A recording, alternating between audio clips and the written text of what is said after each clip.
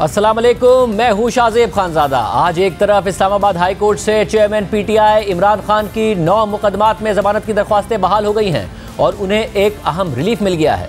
मगर तहरीक इंसाफ और इमरान खान की अहलिया बुशरा बीबी ने इमरान खान को जेल में जहर दिए जाने और उनकी जान को खतरे के खदशात का इजहार कर दिया है। और दूसरी तरफ साइफर केस में इमरान खान की जमानत का मामला एक दफ़ा फिर इल्तवा का शिकार हो गया है और आज भी जमानत की दरख्वास्त पर दलाइल के बजाय केस की इन कैमरा समात पर बहस होती रही और फिर इस मामले पर फैसला महफूज हुआ और समात मुलतवी कर दी गई। साइफर केस में चेयरमैन पीटीआई इमरान खान पिछले 1.5 महीने से गिरफ्तार हैं और खुसूसी अदालत में केस तेजी से ट्रायल के आगाज की तरफ बढ़ रहा है।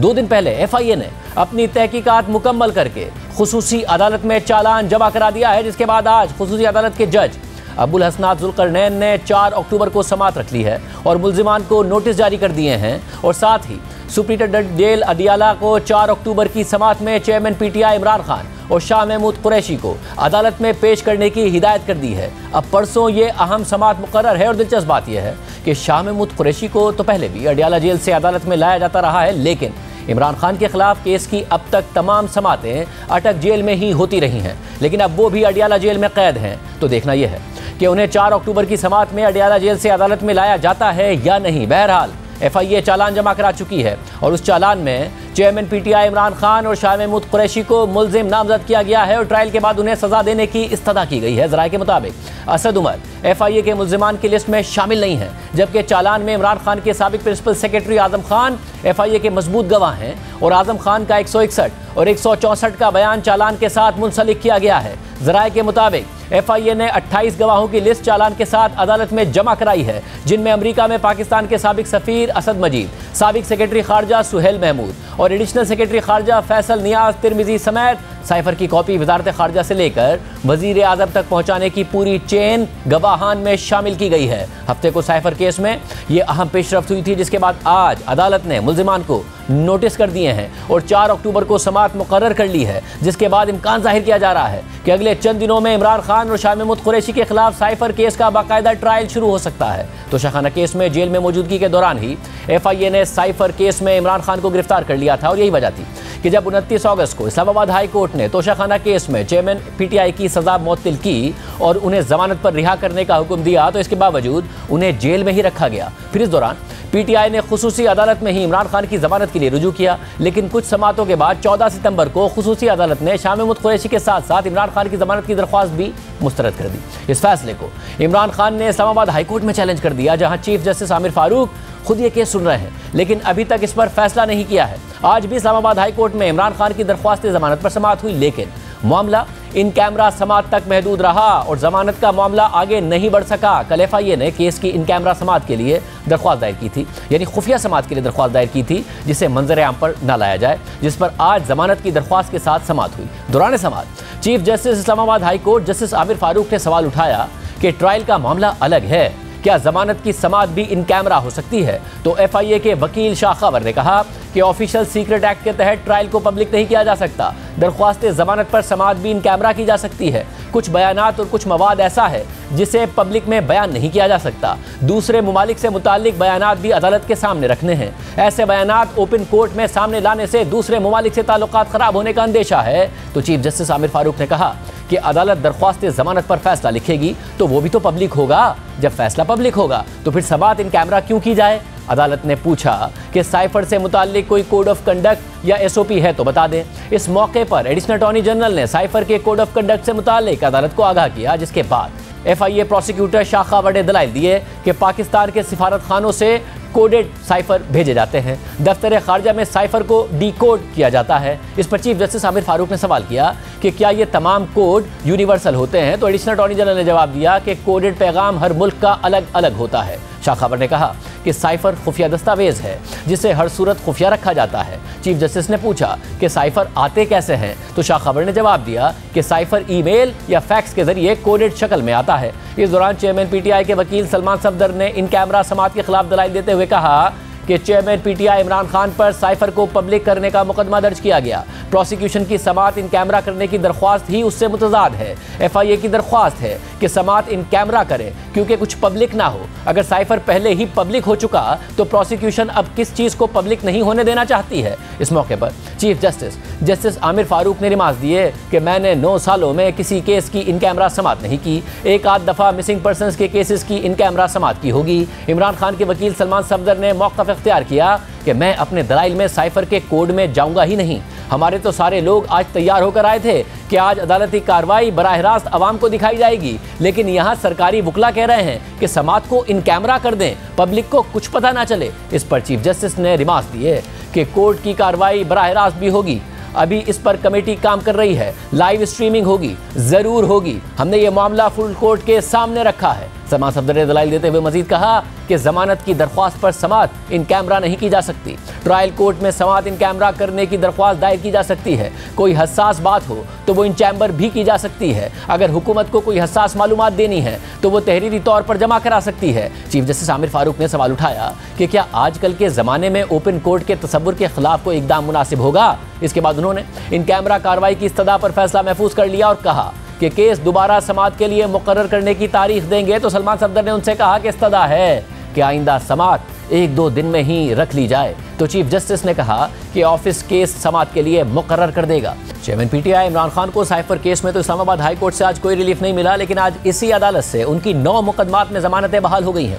आज चीफ जस्टिस आमिर फारूक और जस्टिस तारिक महमूद जहांगीरी ने 9 मुकदमात में ट्रायल कोर्ट्स की तरफ से चेयरमैन पीटीआई इमरान खान की जमानत की दरख्वास्तें मुस्तरद करने के फैसलों को कलअदम करार दे दिया और इन दरख्वास्तों को मुतल्लिका ट्रायल कोर्ट्स में दोबारा बहाल कर दिया। याद रहे कि चेयरमैन पीटीआई के जेल में होने की वजह से अदम पैरवी पर ट्रायल कोर्ट्स ने इन 9 मुकदमात में उनकी जमानत खारिज कर दी थी, जिनमें 9 मई के वाक़यात से मुतालिक मुकदमात, जुडिशल कॉम्प्लेक्स में तोड़ फोड़ का केस और तोशाखाना के तहाइफ की जाली रसीदों का केस शामिल है। इसके अलावा आज सिविल जज कुदरतुल्लाह की अदालत में इमरान खान और बुशरा बीबी के मुबैना गैर शरई निकाह की केस की समाअत हुई, जहां चेयरमैन पीटीआई के वकील शेर अफजल मरवत का कहना था कि इद्दत के दौरान निकाह करना जुर्म नहीं है। दौरान इद्दत निकाह साबित हो भी जाए तो सज़ा नहीं हो सकती। दौरान समाअत सिविल जज कुदरतुल्लाह ने सवाल उठाया कि अगर तलाक हो चुकी हो और इद्दत में शख्स इंतकाल कर जाए तो क्या औरत विरासत में हिस्सा मांग सकती है। तो शेर अफजल मरवत ने जवाब दिया कि इद्दत के दौरान खातून ने शादी ना की हो तो वो विरासत में हिस्सा मांग सकती है। तो जज ने अगला सवाल किया कि तलाक कब मौसर होती है, ये पॉइंट वाज़े कर दें। तो इमरान खान के वकील शेर अफजल मरवत ने मौक़िफ़ इख्तियार किया कि तलाक का मामला अदालत के सामने नहीं है। शेर अफजल मरवत ने केस का हवाला देकर कहा कि गैर शरई निकाह पर दायर की गई दरख्वास्त फेडरल शरीयत कोर्ट ने खारिज कर दी थी। इद्दत की मियाद के इल्ज़ाम को कानून तस्लीम नहीं करता है। इस दौरान जज ने मजीद पूछा कि बुशरा बीबी को कब तलाक हुई। इस पर अब तक वाज़े मौक़िफ़ नहीं आया। इल्ज़ाम है कि गैर शरई निकाह की वजह से दोबारा निकाह किया गया। जिस मौलवी ने पहला निकाह पढ़ाया उन्होंने ही ये इल्ज़ाम भी लगा दिया। क्या आप तस्लीम करते हैं कि इद्दत में निकाह हुआ। तो शेर अफजल मरवत ने जवाब दिया कि जिसने इल्ज़ाम लगाया उसे साबित करना है कि दौरान इद्दत निकाह हुआ था, और दौरान इद्दत निकाह साबित भी हो जाए तो भी सज़ा नहीं हो सकती। अदालत इस चीज़ को भी देखे कि क्या गैर शरई निकाह का केस अवामी मफाद का केस है। इस दौरान अदालत ने शेर अफजल मरवत से कुछ सवालात के जवाब तलब कर लिए, जिनमें पूछा गया है कि अगर खातून तलाक लेती है या खाविंद का इंतकाल हो जाए तो क्या इद्दत के दौरान खातून विरासत में हिस्सा मांग सकती है। विरासत में हिस्सा मांग सकती है तो मतलब यही होता है कि तलाक मौसर नहीं है। अगर एक शख्स की 4 बीवियों में से एक को तलाक हो जाती है लेकिन उसकी इद्दत पूरी नहीं हुई तो क्या आदमी चौथी शादी कर सकता है।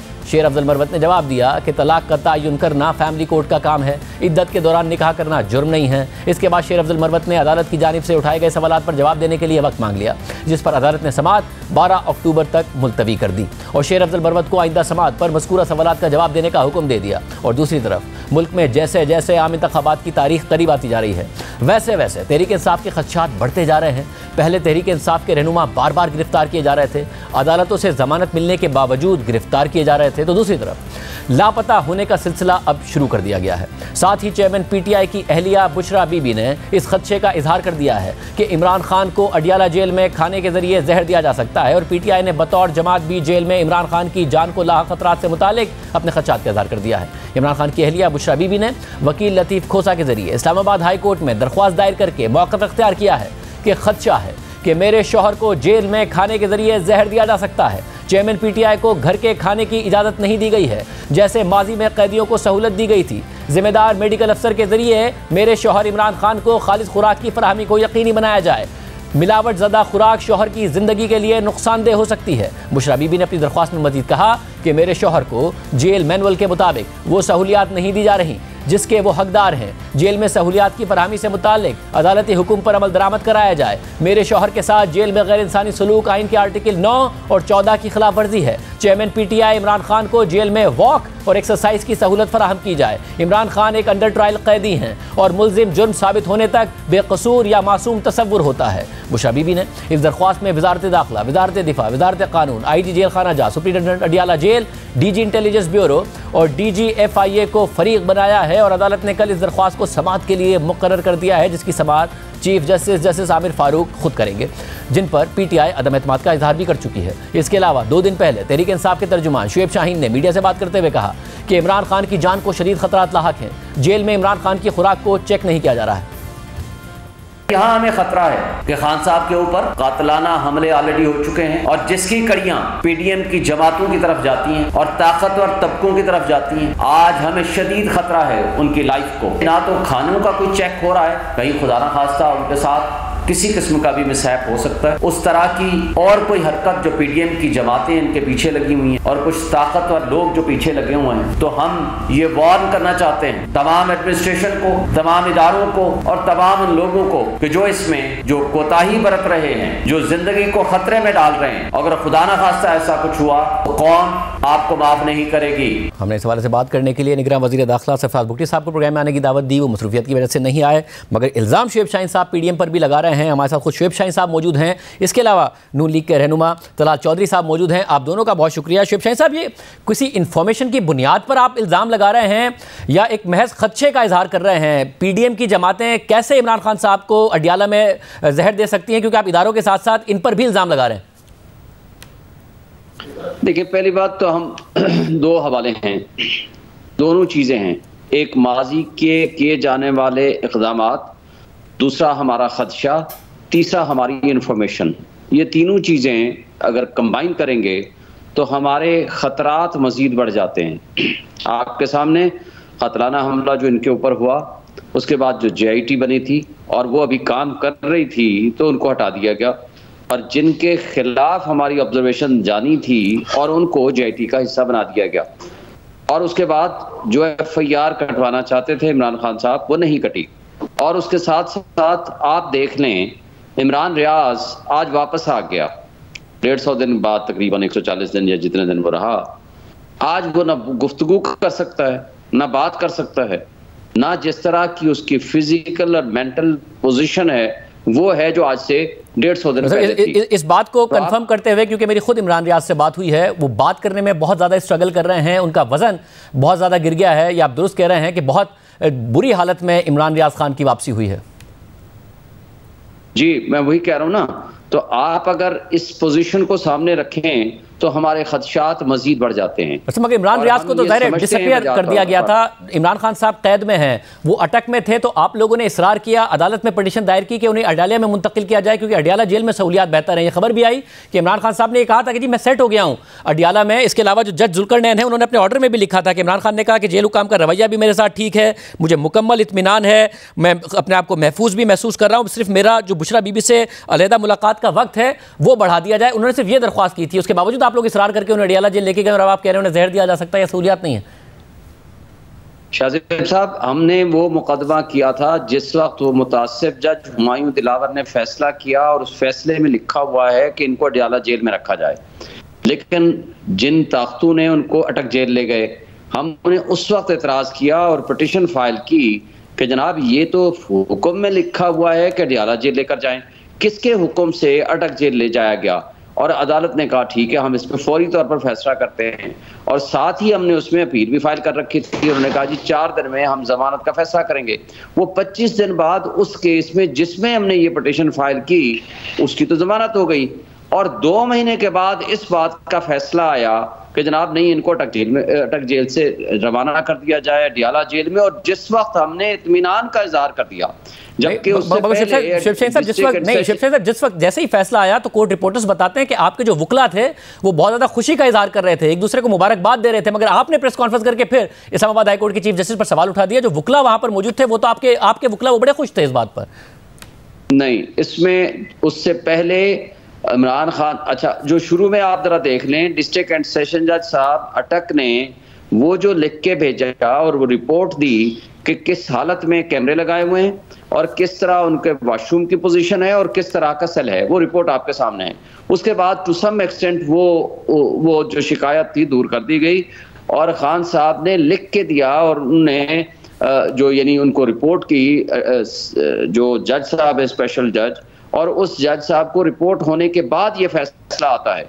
बाकी अगर उनकी मुलाकात नहीं हुई थी उन वकला साहबान की और किसी ने अपनी पर्सनल राय दी है तो हम तो वो पर्सनल राय को तो नहीं समझेंगे, हम तो समझेंगे कि जो तलाजोई साहब तलाजोई साहब पहले जो हमला हुआ उसकी बुनियाद पर, जो नई मालूमात है उसकी बुनियाद पर, वो सिर्फ इदारों पर नहीं बल्कि पीडीएम जमातें, जिसके ज़ाहिर है आप बहुत अहम हिस्सा हैं, और पिछले इल्ज़ाम भी जो हमला था वो शहबाज शरीफ साहब पे, राना सनाउल्लाह साहब पर भी लगाया इदारों के ऑफिसर्स के साथ साथ, कि आप लोगों से ख़तरा है कि जहर दिया जा सकता है इमरान खान साहब को अडियाला में।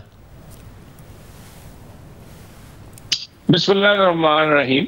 शाहजेब साहब कितना मासूमाना सा ये एक नैरेटिव बनाने की कोशिश कर रहे हैं कि जेल में उनको जहर दे दिया जाएगा, और इनको खदशा भी ये सीधे अल्फाज में कहते हैं कि हमें अदारों से है, और वो ताकतवर अदारों से। क्या जब आप कस्टडी में हो हुकूमत की और उनकी जेल में हो, उसके अंदर खाना भी उनका खा रहे हो, रह भी उनके पास रहे हो, वहां कुछ भी होगा तो किस पे इल्जाम जाएगा? इतने इदारे हैं या इतना वो इतना बेवकूफाना कोई अमल करेगा कि जेल में रखकर किसी को जहर देके या किसी को कत्ल कर दिया जाएगा? इस तरह के इकदाम कभी इस तरह नहीं होते, ये एक बहानाबाजी। तलाजोई साहब, जब नवाज शरीफ साहब के प्लेटलेट्स गिरे थे, तो आपकी जमात की तरफ से भी ये बात कही गई थी कि ये किया गया है, नवाज शरीफ साहब को कुछ ऐसा खिलाया गया है जिसकी वजह से उनकी जान खतरे में पड़ी, उनके प्लेटलेट्स गिरे, वो भी जेल में थे, वो भी कैद थे, इल्जाम हुकूमत पर ही आना था, मगर आप लोगों ने लगाया था। देखिए, उस वक्त इमरान खान की हुकूमत थी और उन्होंने अपने जाती अस्पताल से भी वो टेस्ट करवाए थे, और उसके बाद मुतमिन होने के बाद अपनी एजेंसी से उसको तहकीक करवाने के बाद इस पर पहुंचे कि ये वाकई मियां नवाज शरीफ की सेहत का मामला बना है।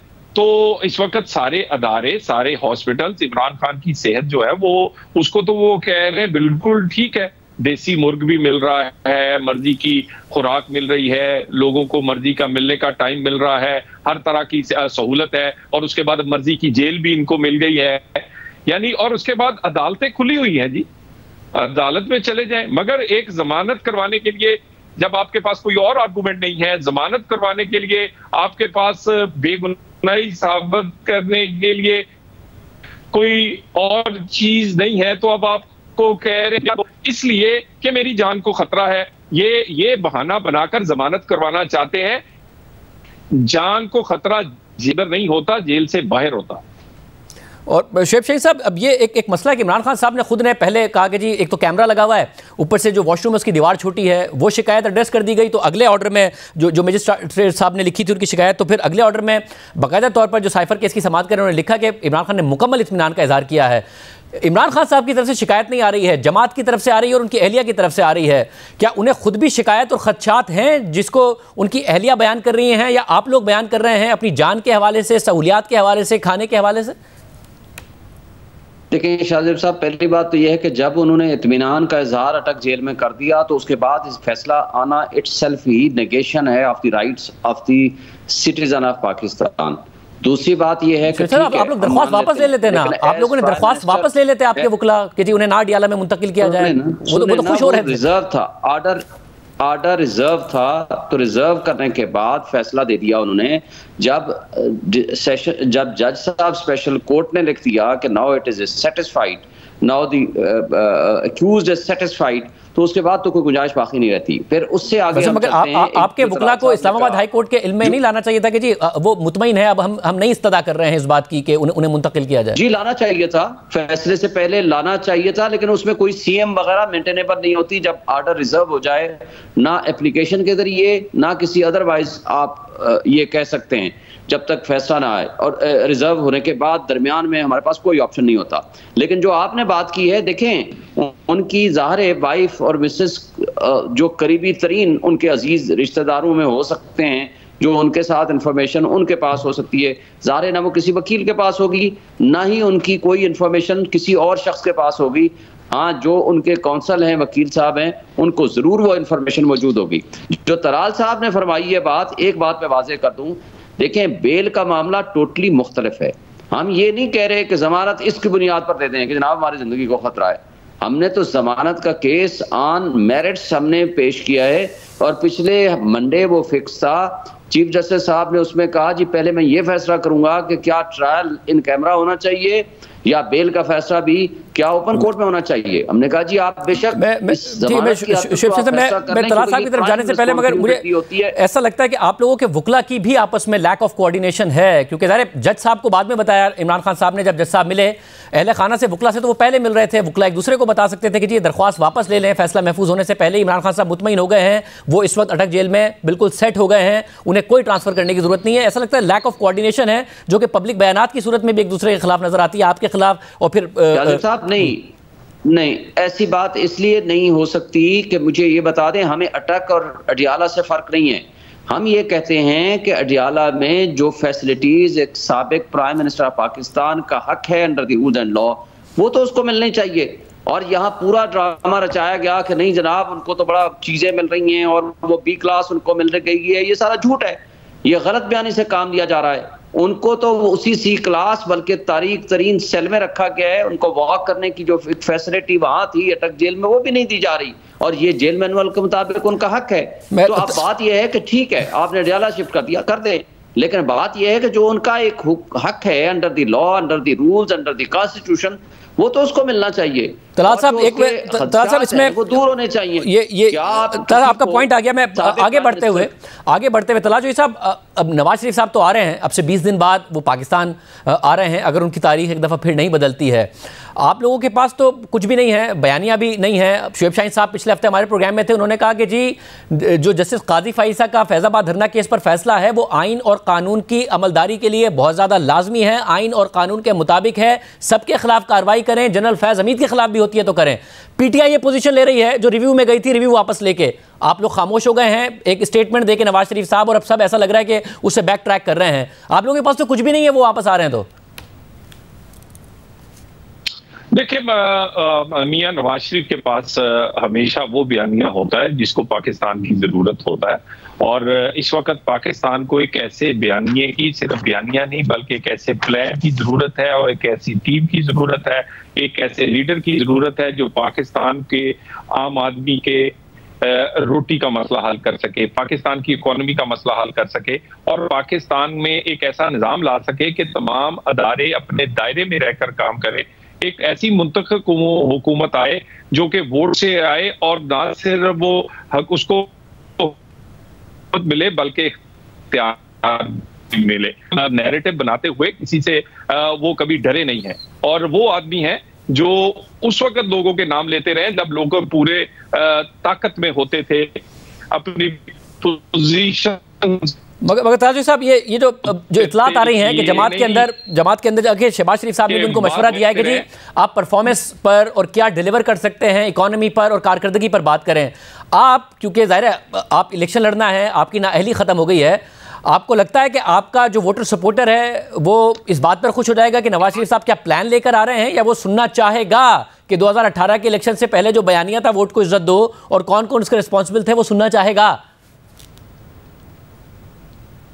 देखिए, इसमें तो कोई शक नहीं है ना कि पाकिस्तान के मौजूदा हालत को इसलिए पहुंचा है कि 2017 का एडवेंचर किया गया।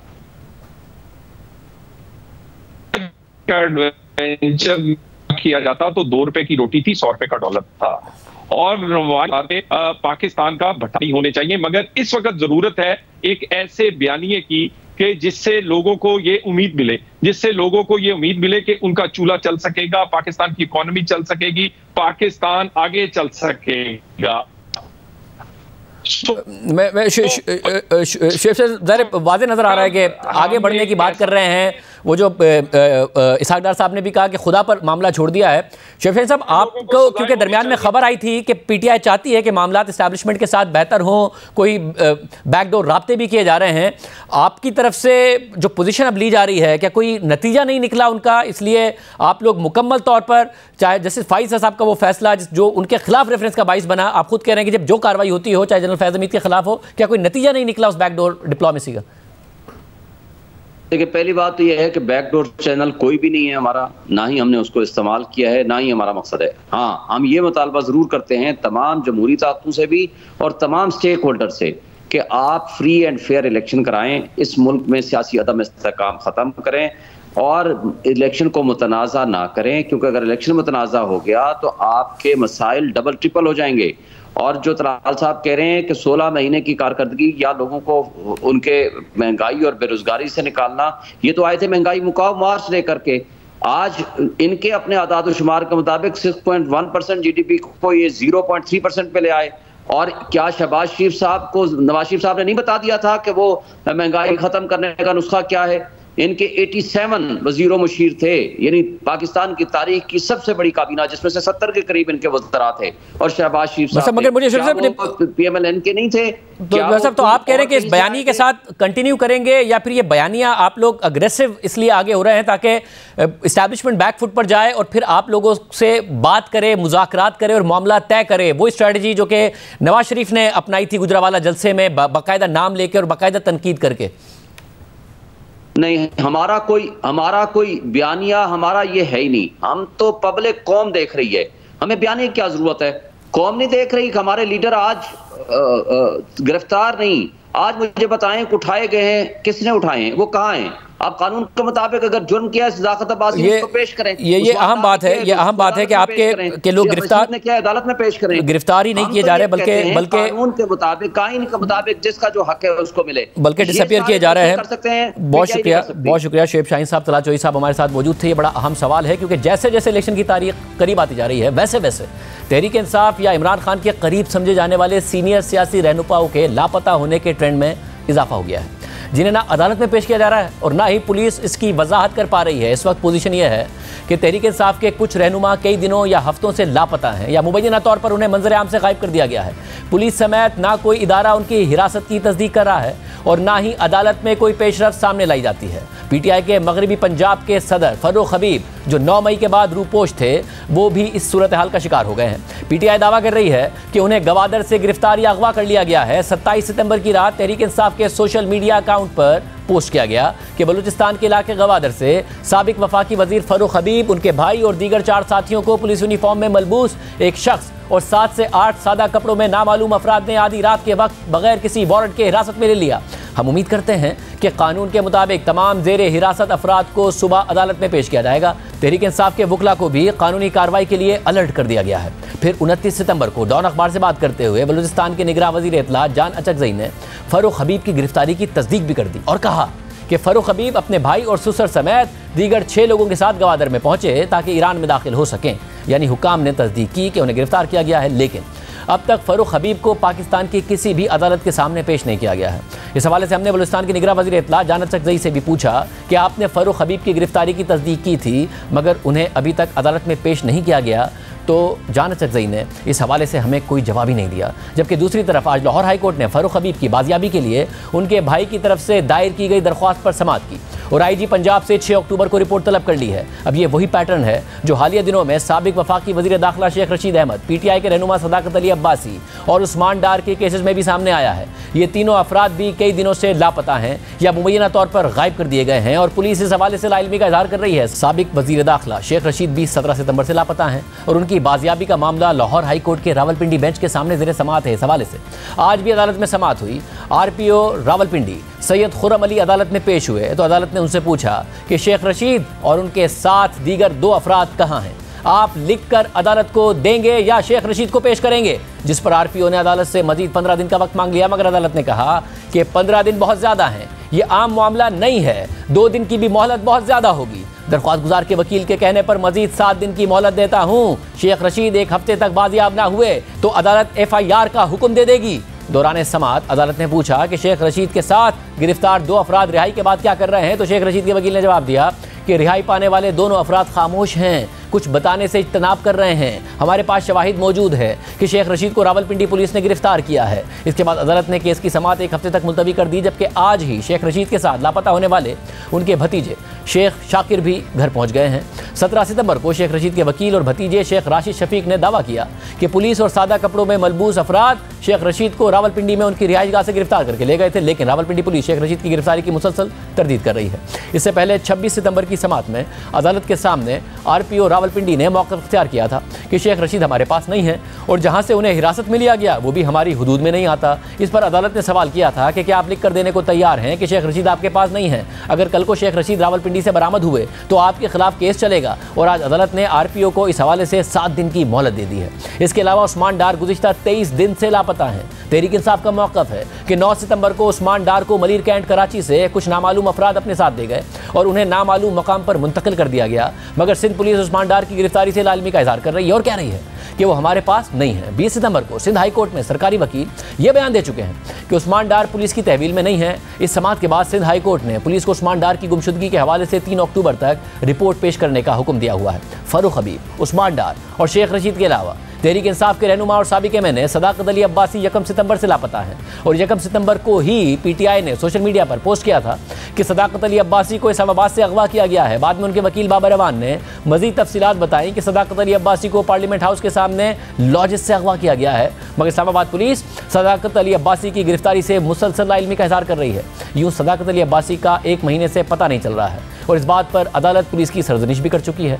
13 सितंबर को इस्लामाबाद हाई कोर्ट में सदाकत अली अब्बासी के केस की समाअत हुई थी तो जस्टिस तारिक महमूद जहांगीरी ने पुलिस पर बरहमी का इजहार करते हुए कहा था कि कैसे मुमकिन है कि एक बंदा रेड जोन में पार्लियामेंट लॉजिस से उठा लिया गया, अभी तक इंक्वायरी मुकम्मल नहीं हुई, बगैर किसी मुकदमे के उठा लिया जाता है। कुछ ख्याल करें, कम से कम किसी मुकदमे में तो डालते। चोरी डकैती इतने पर्चे हैं, इस्लामाबाद दारुल हुकूमत है, CCTV कैमरे लगे हुए हैं, एजेंसीज हैं, क्या इमेज जाएगा? एक केस से बंदा रिहा होता है, दूसरे में उठा लिया जाता है, ये कोई तरीका नहीं है। इस्लामाबाद पुलिस की जानिब से इस्लामाबाद हाई कोर्ट में सदाकत अली अब्बासी की गुमशुदगी से मुताल्लिक रिपोर्ट भी जमा कराई गई थी, जिसमें कहा गया था कि आज़ाद कश्मीर और गिलगित बल्तिस्तान समेत तमाम IGs को सदाकत अली अब्बासी की बाजियाबी के लिए दरख्वास्त कर दी है और रिपोर्ट का इंतजार है। इसके अलावा MI, ISI और IB के डायरेक्टर जनरल्स की रिपोर्ट्स का इंतजार है। FIA की जानिब से भी सदाकत अली अब्बासी की बाजियाबी की रिपोर्ट ज़ेरे इल्तवा है। साथ ही सदाकत अब्बासी की लोकेशन ट्रेस करने के लिए दरख्वास्त पर अमल दरामद का इंतजार है। पुलिस रिपोर्ट के मुताबिक सदाकत अब्बासी को कहाँ से अगवा किया गया और कहाँ लेकर गए अभी तक मालूम नहीं हो सका।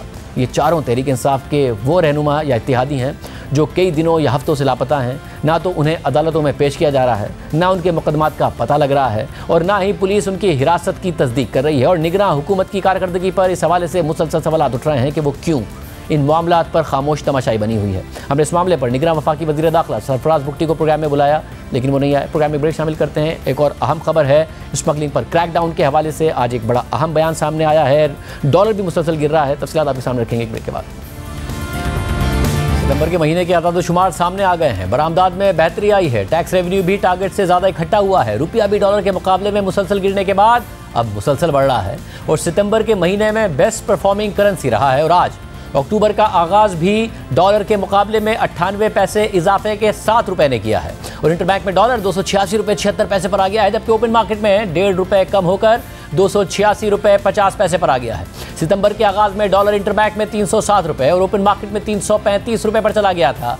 दूसरी तरफ सितंबर के महीने में महंगाई एक बार फिर 30% से ऊपर चली गई है और 31.4% रही है। बिजली और पेट्रोल की कीमतों में इजाफे के वाज़ेह असरात महंगाई पर पड़ रहे हैं। मई के महीने में पाकिस्तान ने तारीख की बुलंद तरीन 38% की महंगाई देखी थी, फिर जून से बेस इफेक्ट ने किक इन किया और महंगाई गिरकर जून में 29.4%, फिर जुलाई में 28.3% और फिर अगस्त में 27.4% पर आ गई थी। मगर सितंबर में महंगाई एक बार फिर 30% से ऊपर जाकर 31.4% रही है। और इस तरह इस माली साल के इब्तिदाई 3 माह में औसत महंगाई 29% रही है, जबकि बजट में हुकूमत ने 21% महंगाई का टारगेट रखा है। जबकि सितंबर में कोर इन्फ्लेशन भी 22.1% रही है, यानी गुज़िश्ता बरस की पहली तिमाही में 25.1% की महंगाई थी। और इतना हाई बेस इफेक्ट होने के बावजूद इस माली साल की पहली तिमाही में महंगाई और ज़्यादा यानी 29% रही है, जो बगैर मुआशी तरक्की के अवाम के मसाइल में मुसलसल इजाफा कर रही है, क्योंकि अवाम की आमदनी में इजाफा महंगाई के मुकाबले में ना होने के बराबर है।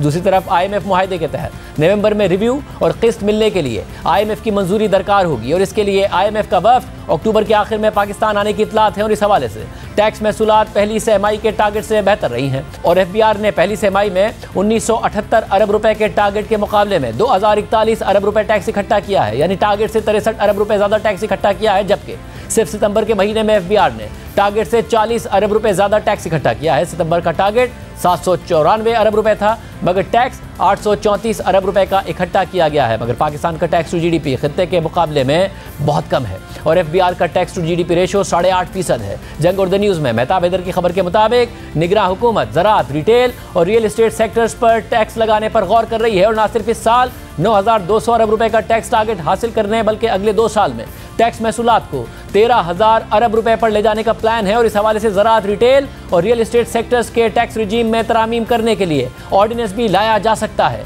अब देखना होगा कि इन प्लान्स पर अमल दरामद भी होता है या नहीं, क्योंकि एक तरफ टैक्स महसूलात में तो बेहतरी है, मगर दूसरी तरफ इस माली साल में खसारा बहुत ज़्यादा है।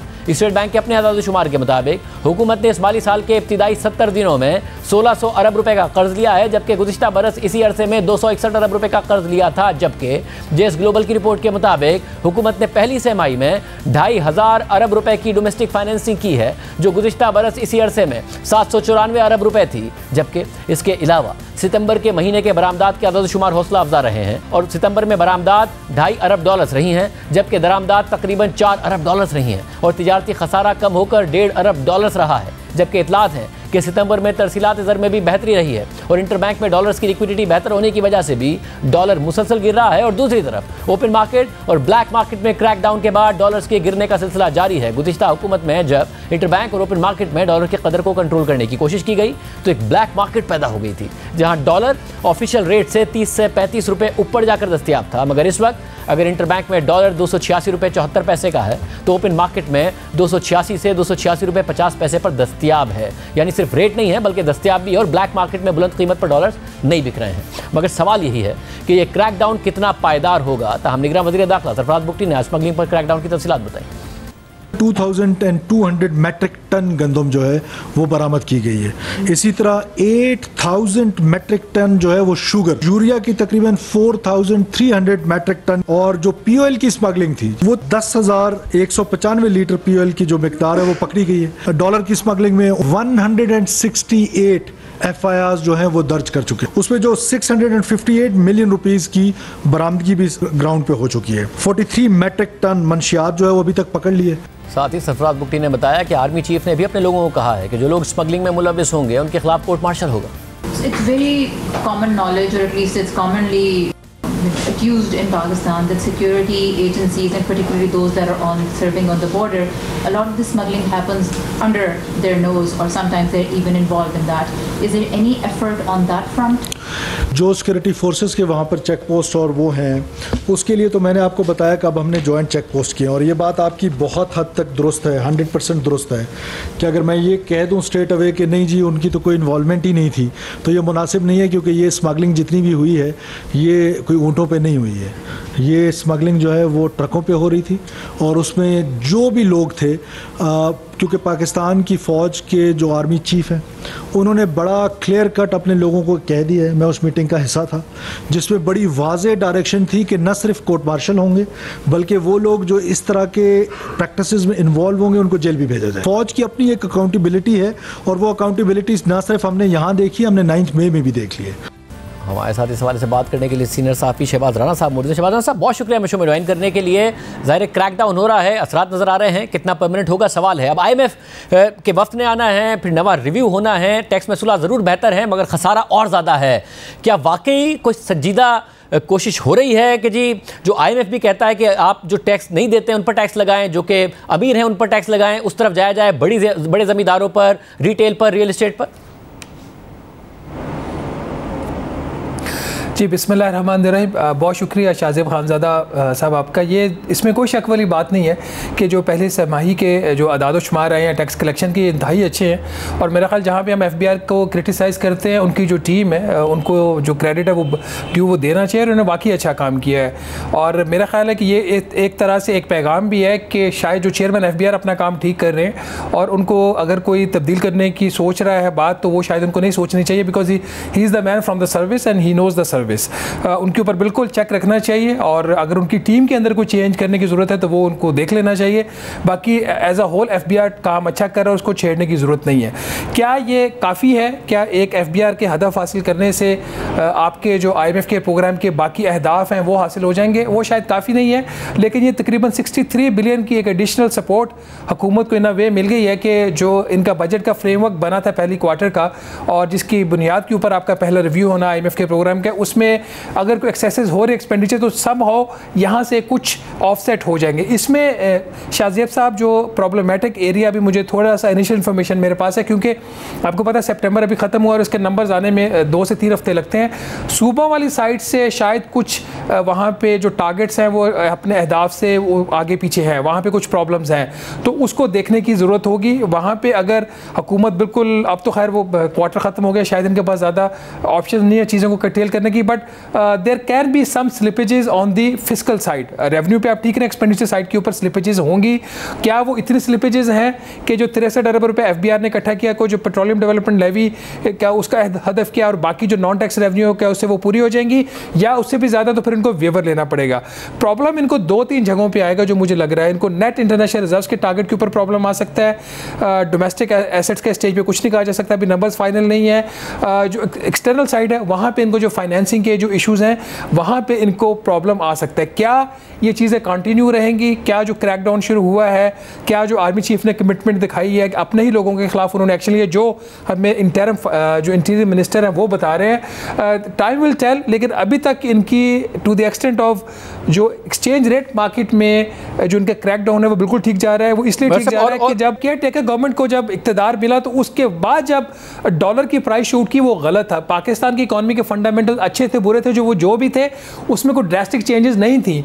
तो फिर ये 286 रुपये से इसको 306 रुपये पे इंटरबैंक में चले जाना, ओपन में 335 पे चला जाना, उसकी कोई तुक नहीं बनती थी। स्पेकुलेटर्स थे, स्मगलिंग थी और होर्डिंग थी।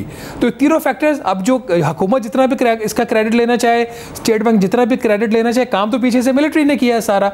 और इससे एक बात और साबित हो जाती है शाहज़ेब खानज़ादा साहब, जितनी आज तफसीलात बताई हैं अपने जो हमारे वज़ीर दाखिला इंटरम, उन्होंने कि हमने इतने हज़ार लोगों के ऊपर ये सारे एक्शन ले लिया, इतनी FIRs होगी और मिलिट्री के लोगों के ऊपर भी एक्शन होगा। चीफ ने खुद ये बात की, वो उस मीटिंग में मौजूद थे। इसका मतलब ये है कि सारा एक सिस्टेमिक एक प्रॉब्लम था। सारा जो कुछ हो रहा था वो अगर हो रहा था उससे जानबूझ के आंखें बंद की गई, जानबूझ के पाकिस्तान की इकॉनमी का नुकसान करवाया गया, जानबूझ के डॉलर की स्मगलिंग को होने दिया गया, जिसकी वजह से मुल्क के अंदर महंगाई, क्योंकि डॉलर मार्केट में जब प्राइस ऊपर गई तो उसका अल्टीमेटली तो हर चीज़ पाकिस्तान में ऑलमोस्ट इंपोर्टेड है। तो अगर आज एक्शन हुआ है तो ये 3 माह पहले क्यों नहीं हुआ? तो अगर ये आज हुआ है, ये कंटिन्यू कितना रहेगा, ये बहुत बड़ा एक सवाल है। जितना इन्होंने मार्जिन लेना था स्मगलिंग के ऊपर क्रैकडाउन करके, मेरा ख्याल बाय एंड लार्ज वो ले चुके हैं। थोड़ा बहुत इनके पास स्पेस होगी, बाकी आप पीछे इकोनॉमिक फंडामेंटल रह जाएंगे। जब तक वहाँ पे बेहतरी नहीं आएगी, रिजर्व्स खास तौर पर आज भी आपकी 1.5 माह की एक क्रिटिकल लेवल के ऊपर खड़े हुए हैं। $7.5 अरब डॉलर, 7.6 अरब डॉलर आपकी जो 1.5 माह की इंपोर्ट के कवर के बराबर है। मिनिमम आपको जो कवर चाहिए होता है, जो सेफ होता है मिनिमम क्रिटिकल से, जिसके आप कहते हैं क्रिटिकल से अभी बिल्कुल उसके किनारे के ऊपर है, वो आपका 2.5 मंथ्स की इंपोर्ट कवर होता है। वहाँ से अब हमें 1 माह पीछे है, मतलब 4-4.5 अरब डॉलर यहाँ से आपका रिजर्व ऊपर जाना है। तो वो आपके इकोनॉमिक फंडामेंटल्स बेहतर होंगे, पॉलिसीज IMF के साथ जो तय हुई हैं वो ठीक होंगी, तो फिर आगे बढ़ेगा ये। बहुत शुक्रिया शहबाज राना, इस हवाले से तफसीलात बता रहे थे। आज प्रोग्राम में भेजा दीजिए। अल्लाह हाफ़िज़।